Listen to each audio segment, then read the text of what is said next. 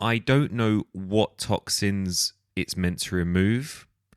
I don't know how it removes toxins. And I'm pretty sure that the people that came up with this idea don't either.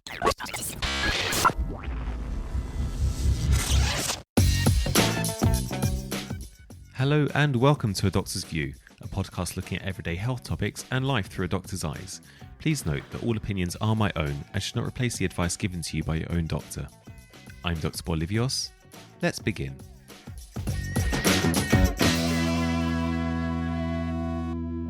Hello everyone, welcome to A Doctor's View. Today I'm going to be talking about fad diets and what are they, why should we not follow them, and what are the potential dangers of doing so.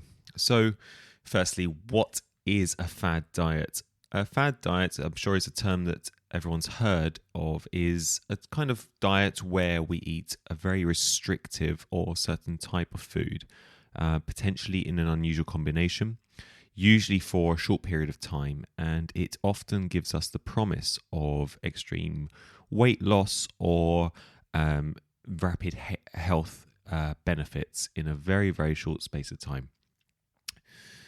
These are often endorsed by celebrities. They're often seen on the front covers of glossy magazines in supermarkets, and they tend to promise this magic bullet, be it an ingredient or a product, and that can solve weight problems or change your lifestyle in some form or another. What I decided to do is have a look through some of the, what I think more ridiculous ones, and talk a bit about them and explain why they are rubbish. So the first one I want to discuss is quite an old one actually, but it does crop up from time to time. And I have actually met people who have done this, and they seem to be quite happy with doing so. It's the lemon detox diet. And for those that don't know, this is, like I say, quite an old diet. It's been around for some time, but it has recently resurfaced, I believe, just according to some research here. And it involves consuming just a lemon juice based mixture for about 1 or 2 weeks. There's no solid food involved, and the diet aims to remove toxins and cleanse the body. Now, I don't know what toxins it's meant to remove.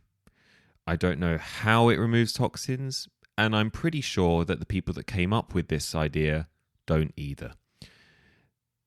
Your body is an amazing thing, absolutely incredible. Your lungs, your liver, your kidneys, your GI tract, they all do a magnificent job of removing toxins from your body. Lemon juice is not the answer. Okay, there is no scientific evidence to say it helps remove any toxins. There's no scientific evidence to say that it will cleanse the body or have any noticeable health benefits whatsoever.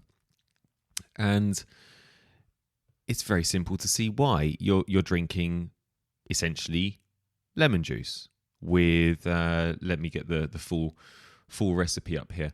So the idea is you have 2 small tablespoons of this maple syrup mixed with 2 tablespoons of freshly squeezed lemon juice, about half a lemon, specifically must be fresh lemons, and half a pinch of cayenne pepper.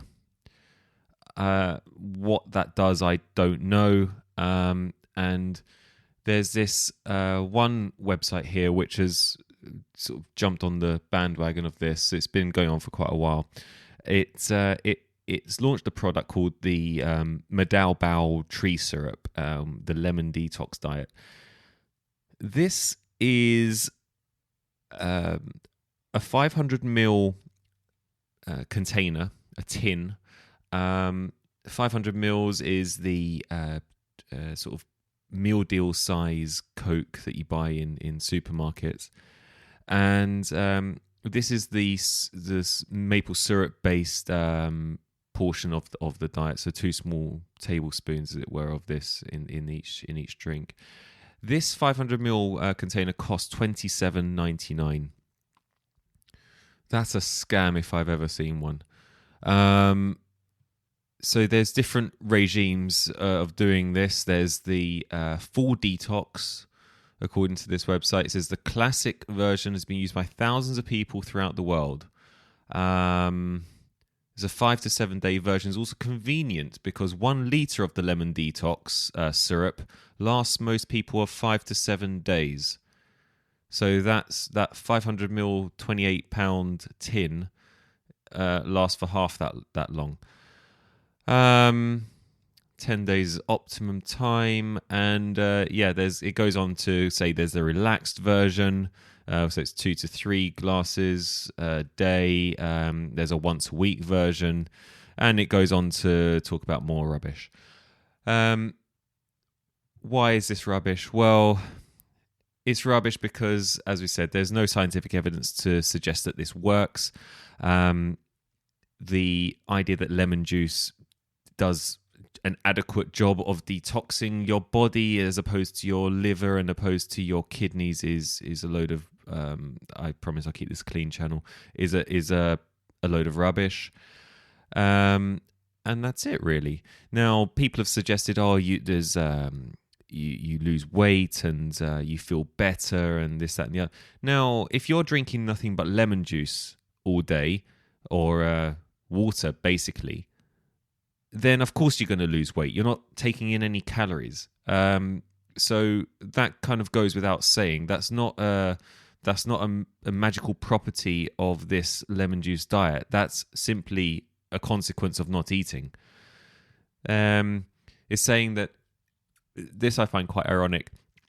It's saying that it helps your GI tract and it helps detox, etc.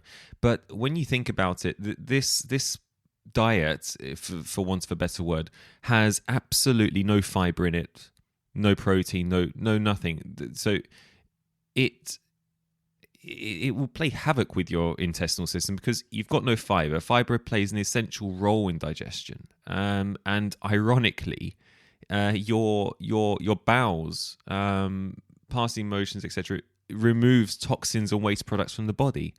So you're not doing that as effectively. But there we go.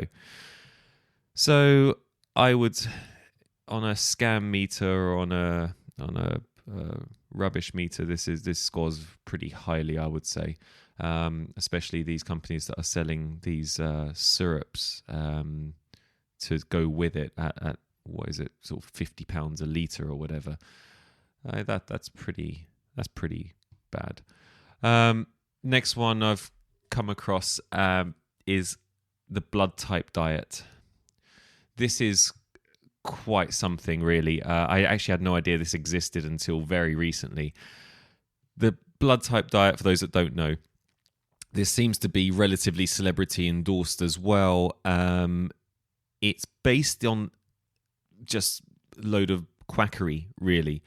It's based on the idea that the foods that we can eat and tolerate are broken down differently from one person to another based on our blood group. So, for example, blood group A is a diet that restricts dairy, no dairy products allowed, and should be a vegetarian-based diet. Blood group B is a more varied intake of food. Blood group AB is a combination of diets, A and B. Blood group O is high protein intake, no dairy, no wheat, no alcohol, no caffeine. Again, there is absolutely no scientific evidence for this diet. It's difficult to do. You need to know your blood type, which will be an interesting conversation with your GP. And yeah, I can't see why having a different blood group would suggest that you are of a different have a different predisposition to breaking down certain things. If there is scientific evidence about it, it's all anecdotal. There is no actual study, as it were, a controlled diet study. And looking at it, it seems to have limitations as well, and can be quite dangerous. And this goes for a lot of these fad diets. So, for example, if you're of blood group let's say O or A, where it's saying you shouldn't have dairy, wheat, etc. You are going to be reducing your calcium intake. You're going to be reducing a lot of different nutrients there. And I think the BDA, the Association of UK Dietitians, I think that they say something on their site which I think is pretty good, and that is, any diet that involves you to take supplements, you should stay clear of. It should set off alarm bells, and I completely agree with that. Your diet shouldn't require you to take in extra nutrients, extra minerals, extra vitamins, etc. You take these things when you are depleted of them, or when you are lacking in these things, be it for certain reasons. You may have anemia, you need iron, etc. That's different. This is something that is being caused by the food that you eat, and the idea that you need to be taking anything extra on top of your normal diet implies that your diet is wrong. You should have everything you need in what we take in: essential amino acids, your vitamins, your minerals, etc. There are, of course, some variations to this.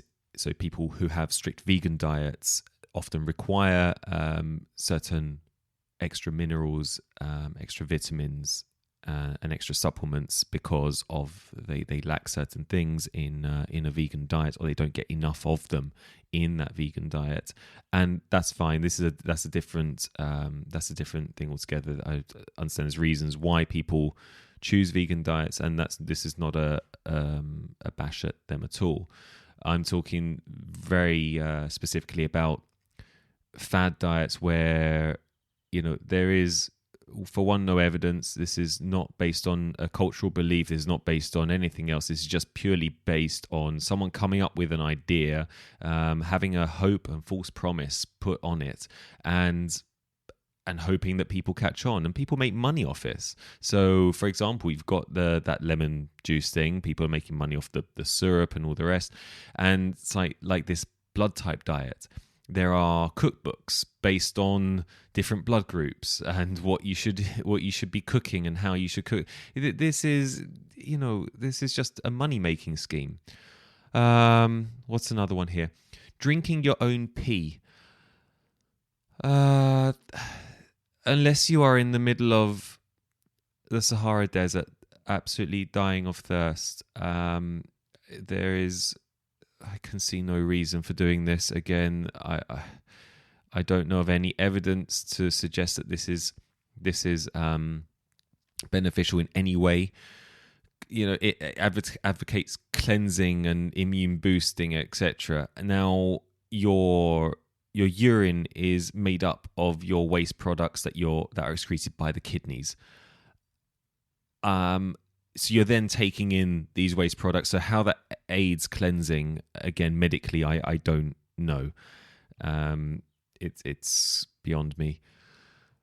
There is another special one. There's the alkaline diet, and this one, I think this one annoys me the most, actually, because it's quite far-fetched.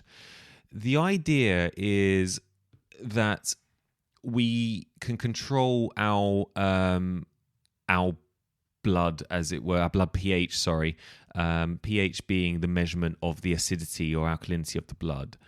And there's this diet that suggests that we eat alkaline foods to try and control our blood pH, and that will somehow help us achieve a healthier lifestyle, healthier sense of well-being, etc.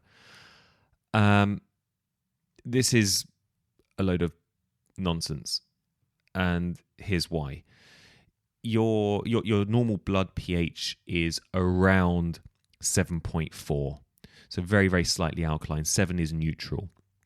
You have on a scale of acidity to alkaline, 1 is extremely acidic and 14 is extremely alkaline. so things like sulfuric acid, they're in the ones, and things like stomach acid is in between 2 and 4. Your blood is very tightly controlled with a pH of 7.35, 7.45. So we say 7.4.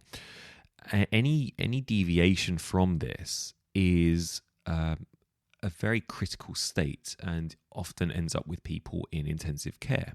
And there are certain illnesses, certain disease processes that cause your blood to change its pH. Things like ketoacidosis, for example, which can occur in diabetes or in starvation, and this is very, very serious. Now, thankfully, unless there is an underlying disease process going on, your body, your kidneys, etc., your lungs, they do a fantastic job at regulating body pH. They maintain what we call homeostasis, and they do this through various mechanisms.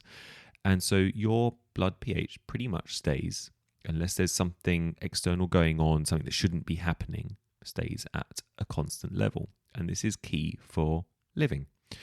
So the idea that you can change your blood pH based on the food that you eat is pretty much nonsense. You can change the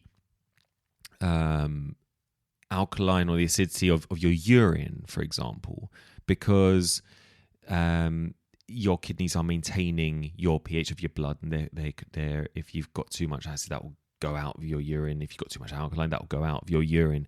But your blood level, your blood pH, will stay the same. So this is basically rubbish. Now, there are people that are testimonies and things saying that an alkaline diet is got fantastic health benefits. Well, let's dissect this a bit more. If you look at the things that it's promoting, yes, eating high consumption of alkaline type foods, which include vegetables, healthy plant foods, and restricting processed junk foods, yes, they do have health benefits. Of course they do. So you probably will feel better, but that's not for the reasons that this diet is suggesting it's doing. It's not because you're magically changing your blood pH. Far from it. You're just eating healthier foods, and this goes for a lot of these diets in terms of the health promises that they suggest. A lot of them offer rapid weight loss promises. They offer you feeling more energetic, revived, better sleep. They tend to make a recommendation also on a single study as well, which is usually unfounded. And if you look at all of them, of course, a lot of them, by following them, you will lose weight. But that's not because they're anything magical. It's because you are just eating less. You are taking in fewer calories. If you are on, say, the lemon juice, you're just drinking lemon juice. If you're on this healthy alkaline diet, for example, you're consuming better foods for you. You're consuming less processed foods. So likelihood is you're taking in less calories. The other thing is, if you've made a decision that you're going to take up one of these diets, the chances are you are probably making other changes too. You're very unusual that someone's going to continue to do all the unhealthy things they do, sedentary lifestyle, smoking, drinking, etc., and at the same time just go on this fad diet in the hope that it's going to work. Maybe, but unlikely. Usually people tend to make more than one lifestyle change at the same time. So they might say, I'm going to eat healthier, I'm going to drink less, I'm going to get better night's sleep, I'm going to do a bit more exercise. So there's a lot of other factors that people do whilst doing these fad diets. So the idea that it's all based on drinking this or just eating this specific food, it's not founded upon at all. And in actual fact, in many cases that I can see, there's a lot of detriment to following these diets, because a lot of them lack certain vitamins, minerals, and require you to substitute for them. Now, I appreciate I do have relatively strong views on this, and that's fine. But when we look at it, it seems to be everywhere, and I feel that we do promote this in a way. We buy the magazines, we read the articles, and we do sort of propagate all this fad diets and all these weird and wonderful weight loss remedies and quick fixes. There is thankfully, there's some good resources out there. One I can see is say the Association of UK Dietitians, for example. They've got a very good article in terms of how to spot bad dietary advice, and some of these things include diets that promise a magic bullet, as it were, having a special ingredient to solve your weight problem without having to change your lifestyle in any way. Promise rapid weight loss. They say more than 2 pounds of body fat a week, and other things. For example, foods that or diets that are endorsed by celebrities or that are based on a study, and that term's used very loosely here, or claims that we can survive without food or having liquid meals only, and there's a long list.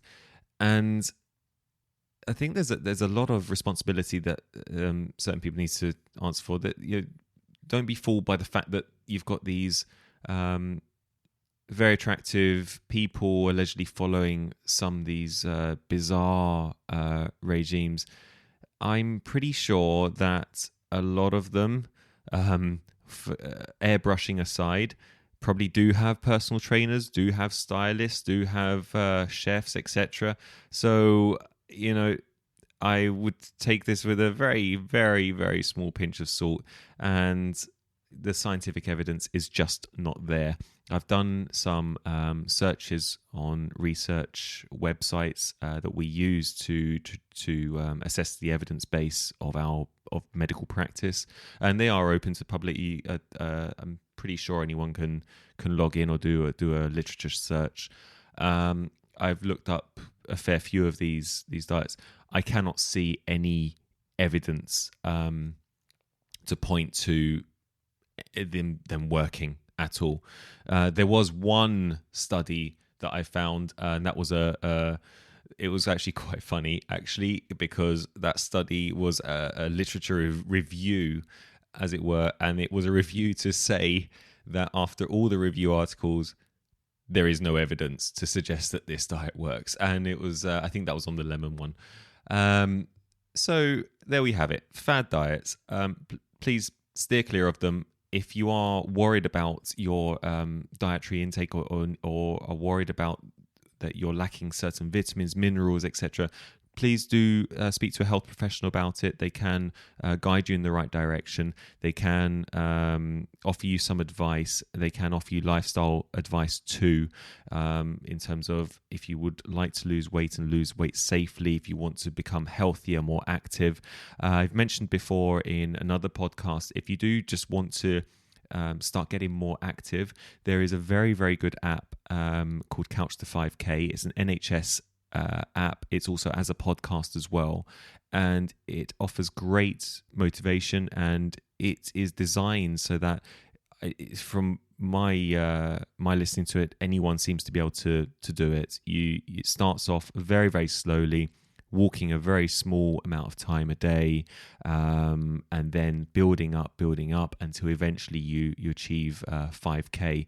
So it is designed for an absolute beginner, someone that's done very little to no exercise whatsoever, and it's a fantastic way of getting more active. In terms of dietary advice, all these fad diets, some of them don't eat, some of them offer negligible to no health benefits, and if they do, they are very in the short term, and in actual fact, a lot of them seem to be detrimental to health, and they can cause problems later on in life just by not receiving the proper amounts of nutrients, vitamins, minerals, etc. And isolating yourself to one specific food, or depriving yourself of another whole type of food. These are all things that must be taken seriously, and unless you've got a real reason and you are under some form of medical guidance to do so, be it from an allergy or maybe for religious reasons, and often people that do it for legitimate reasons like these, they know what they should be taking instead. They know about the supplements, etc. So doing so under just your own free will because you've seen a celebrity do a certain type of diet, it can be very dangerous. So please steer clear and just eat healthier. That's essentially the bottom line here. It's eat better food, less processed food, more vegetables, more fruits. All these things will help increase your daily activity, and I guarantee that all the health benefits that these fad diets claim to offer you, you will see them just from doing these little healthy and obtainable things every day. So with that, I will leave you. As always, if you have any topics that you'd like me to discuss from a health perspective or want my view on it, please feel free to email me. My email is in the description of this podcast. And as always, please take care of yourselves. I'm Dr. Bolivios. Goodbye.